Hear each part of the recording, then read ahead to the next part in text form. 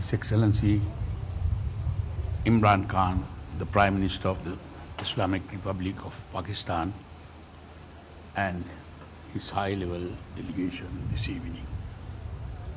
Prime Minister, you are not a stranger to the people of Sri Lanka.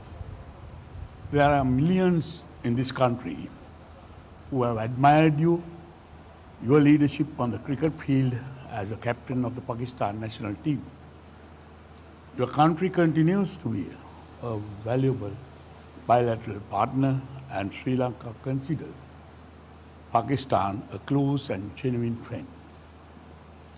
Our people hold Pakistan in very high esteem. Pakistan was a friend who stood by and helped Sri Lanka in times of great need. We are grateful for their steadfast support, particularly during my presidency when we had to fight a dangerous terrorist organization that was fully neutralized in May 2009. During our bilateral discussions earlier this evening, the Prime Minister Imran Khan and I agreed to work closely towards enhancing our bilateral cooperation in the economic sector and a number of other areas, including trade, investments, science, technology, defense, and education. We also agreed to pursue the opportunities presented within the framework of the Pakistan-Sri Lanka Free Trade Agreement. Our talks also focused on important regional and international issues, as well as the impact of the coronavirus pandemic. We further agreed to work towards increasing activities in the tourism and aviation sectors. Sri Lanka is grateful to Pakistan for agreeing to open the pilgrimage corridors for Sri Lanka to visit ancient Buddhist heritage sites in Pakistan. Another important decision we made is to restart parliamentary interaction through the Pakistan-Sri Lanka Parliamentary Friendship groups. Sri Lanka believes that political stability and regional peace will be the key to achieve sustainable development, economic growth, and prosperity in South Asia. I admire Prime Minister Khan for his efforts in alleviating poverty and social economic disparity, which play an important part of our development agenda. We continue to work together to fight terrorism, religious fundamentalism, and extremism. In our talks, we agreed to continue with the current mechanism to curb illegal drug trafficking, arms smuggling, and other illegal activities by sharing information through the relevant agencies. We are also thankful to Pakistan for the partnership in the field of sports and assistance to enhance sports training facilities in the country. Tomorrow, the Prime Minister Imran Khan will preside over a business and investment forum, which is strong multi-sector business delegation from Pakistan through direct interactions with the Sri Lankan counterparts. We expect to see a considerable increase in investments and business activities between our two countries.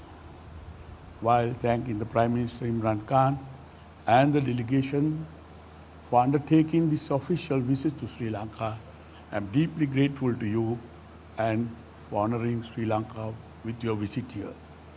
Thank you very much. Mr. Prime Minister, let me just again thank you for inviting me and my delegation to Sri Lanka and extending your hospitality to us. I want to thank you. as you quite rightly said, I'm not a stranger to Sri Lanka. I came first time when I was just out of university, and when you were starting your political career, I was starting my cricketing career. And I have very fond memories since then of Sri Lanka. And I want to say that we watched Sri Lankan cricket team develop from a non-test playing status to eventually a team that went on to win the World Cup, and World Cup winning in Pakistan. So me and the cricketers who saw the evolution of the Sri Lankan cricket team, we felt good because it was a team from the subcontinent that emerged into a world-class cricket team. So I just wanted to mention that because that was my association with Sri Lanka until this visit of mine. This visit is to strengthen our bilateral relationship. It is to strengthen our trading ties. Pakistan is part of the Belt and Road Initiative of China. CPEC is one of its flagship program, and it means connectivity. And so I've asked my delegation here to find ways and means where we can enhance our trade and connectivity. And through CPEC, connectivity right up to Central Asia for Sri Lanka. We have also discussed other areas where we can enhance our trading ties, where Sri Lanka can benefit from Pakistan's connectivity in the future right up to Central Asia. And our trading ties will also mean that the two countries will get together, will come closer together. We shared a common problem of terrorism. Pakistan suffered 10 years of the worst kind of terrorism where we lost 70,000 people. And we know that Sri Lanka for 30 years combated terrorism. And I'm pleased to say that Pakistan played its part in helping Sri Lanka to resolve this problem, which was impeding your development and your growth. And a country which relies on tourism can never progress if there is terrorism. Can't have investment if there is terrorism, because that's what happened to Pakistan. In those 10 years, tourism dried up and hardly any investment came into Pakistan because of the threat of terrorism. So we share that common problem, and now we have faced another problem, which is the coronavirus. I know Sri Lanka has suffered like all those countries which depend upon tourism. And we discussed how the developed countries can help the developing world at this time. That the developed world right now should not be insular. They must realize that this is a problem that has afflicted everyone, but specifically it has hit the poor countries more, and the poor in all the countries much more. The poor have suffered everywhere, but the poor countries have suffered the most. So we have discussed how we can jointly work on the poor countries from getting debt relief. In Pakistan, we came up with the biggest stimulus package in our history, $8 billion. But when you compare the United States, the stimulus package in the United States is almost $3,000 billion. US has a population of 330 million. Pakistan's population is 220 million, 70% of the US. And yet the total amount of money we could give as a stimulus package because of those who suffered from the coronavirus was $8 billion compared to $3,000 billion in the US. So this is the discrepancy. And the coronavirus has exposed this huge inequality in the world.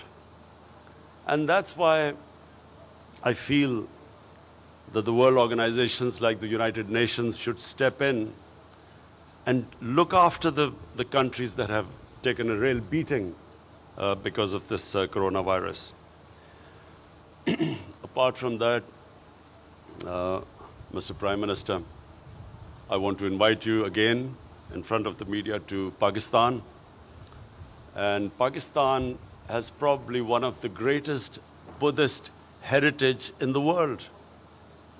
We recently discovered a sleeping Buddha, which is probably the biggest in the world. It's a 40 feet sleeping Buddha, because the north of Pakistan was the center of the Gandhara civilization, the ancient Buddhist civilization. So we are also going to invite people from Sri Lanka to come over, and we are planning a Buddhist trail where all the great shrines and places for those from the Buddhist community, the religion, can come over to our country.